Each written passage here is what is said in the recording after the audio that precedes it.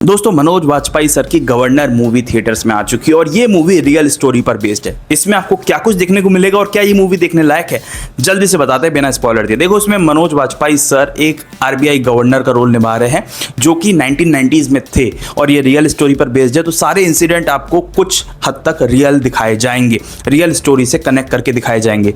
हुआ ये था कि 1990s के आसपास इंडिया या मैं कहूँ पूरी दुनिया में ही कुछ उथल पुथल चल रहे थे, जिस वजह से इंडिया जो है वो भी बहुत ज़्यादा आर्थिक संकट में फंस गया था, जिस वजह से इंडिया लगभग बैंकक्रप्ट हो जाता, गवर्नमेंट बैंकक्रप्ट हो जाती, महंगाई बढ़ जाती और बहुत सारी समस्या आ जाती, लोग सड़कों पर उतर जाते, दंगे हो जाते, बहुत सारी चीज़ें हो सकती थी, कुछ हद तक हुई भी थी। अब उसको कैसे संभाला जाए, उस समय जो गवर्नर थे जिसका रोल निभा रहे हैं मनोज वाजपेयी, उन्होंने आसपास चीज़ों को देखा, अपने सलाहकारों को देखा, कुछ ऐसे स्ट्रॉन्ग डिसीजन लिए जिस वजह से उन्होंने इंडिया को बैंकक्रप्ट होने से बचाया और उनके स्ट्रॉन्ग डिसीजन का ही नतीजा है, जिस वजह से उनके ऊपर क्वेश्चन भी बहुत किए लोगों ने, लेकिन उन्होंने जो अपना काम किया जिस वजह से इंडिया की आर्थिक स्थिति थोड़ी हद तक सुधर पाई।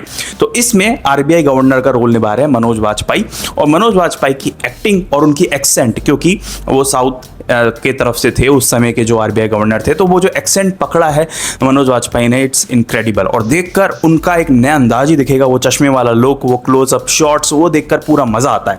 फिल्म का फर्स्ट हाफ हो सकता है आपको थोड़ा स्लो लगे, बिकॉज क्योंकि जो कहानी वो बिल्डअप हो रहे होते हैं, कैरेक्टर बिल्डअप हो रहे होते हैं, और जो उनकी वाइफ दिखाई गई उन्होंने भी अच्छा काम किया है, मधु। साथ ही में इसमें आपको अदा शर्मा देखने को मिलेंगी जो कि काफ़ी फेमस एक्ट्रेस हैं, जो एक रिपोर्टर के तौर पर काम कर रही हैं, और भी काफ़ी अच्छे अच्छे एक्टर्स हैं जिन्होंने अपना अपना काम किया है। तो फर्स्ट हाफ में थोड़ी सी स्लो लग सकती है मूवी, बट वो बोर नहीं करेगी, स्टोरी बिल्डअप होगा। सेकंड हाफ में जैसे ही सेकंड हाफ शुरू होता है, ट्विस्ट पे ट्विस्ट ये आपके मुंह पर फेंक के मारती है मूवी, और वो ऐसे ट्विस्ट होते हैं, अननेसेसरी नहीं होते, वो देखने में आपको भी मजा आएगा और साथ ही में आप सोच जाओगे कि यार ये बंदा कितना गजब था और उसने क्या क्या फैसले लिए। कई लोगों ने उस पर सवाल भी उठाया, लेकिन वो सोने वाली जो उसने चीज़ें की हैं, जो अर्थव्यवस्था को बचाने की चीज़ें की हैं, वो कितने टफ डिसीजन है, वो देख के मजा आएगा। एक पूरा टीम वर्क था और कुछ सीन्स तो मेरे फेवरेट थे, जैसे कि एक सोने की वैन होती है, सोना ले जा रहे होते हैं, वो एग्जैक्टली क्यों ले जा रहे होते हैं वो नहीं बताऊंगा, स्पॉइलर हो जाएगा। तो उसको वो फंस जाती है, तो उसको कैसे निकलवाया जाता है, वो सारा सीन्स थे।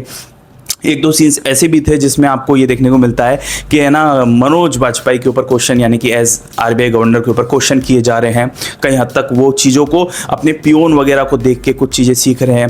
साथ ही में उनके जो पियोन वगैरह हैं वो किस तरह से अपनी लाइफ में क्राइसिस देख रहे हैं, और उसके बाद फिर आपस में जो उनके रिलेशन है वो किस तरीके से, वो एक पॉलिटिकली एंगल से दिखाना, साथ ही में एक टीम वर्क दिखाना, मज़ा आ जाता है। तो मुझे ये मूवी काफ़ी अच्छी लगी और जिस तरीके से हर एक कैरेक्टर की एक्टिंग थी वो देखकर मज़ा आ गया। और सच में ये एक जस्टिस करने का कैरेक्टर, मनोज वाजपेयी ने इस कैरेक्टर के साथ जस्टिस किया है, और जिस तरीके से ये मूवी आपके सामने आएगी सेकेंड हाफ में, तो स्पेशली ये आप मतलब आप सीट से हिल नहीं पाओगे, मज़ा आ जाएगा। फर्स्ट हाफ भी बढ़िया था, सेकेंड हाफ और भी बढ़िया था, तो इसको जाकर देख लो। अगर आपने नहीं देखा है तो फिर OTT पे आती है तो आप सोचते हो कि यार ये मूवी थिएटर में क्यों नहीं देखी। अगर आपको एक पॉलिटिकल ड्रामा और उसके ऊपर रियल स्टोरी देखना पसंद है तो ये मूवी आपके लिए है। लेकिन अगर आप इसी तरह बॉलीवुड या हॉलीवुड के लेटेस्ट न्यूज़ जानना चाहते हो, मुझसे अलग अलग ट्रेलर, वेब सीरीज या मूवीज़ के रिव्यूज़ जानना चाहते हो, चैनल को सब्सक्राइब करके जाना। मिलेंगे एक नेक्स्ट वीडियो में, तब तक के लिए थैंक्स फॉर वॉचिंग।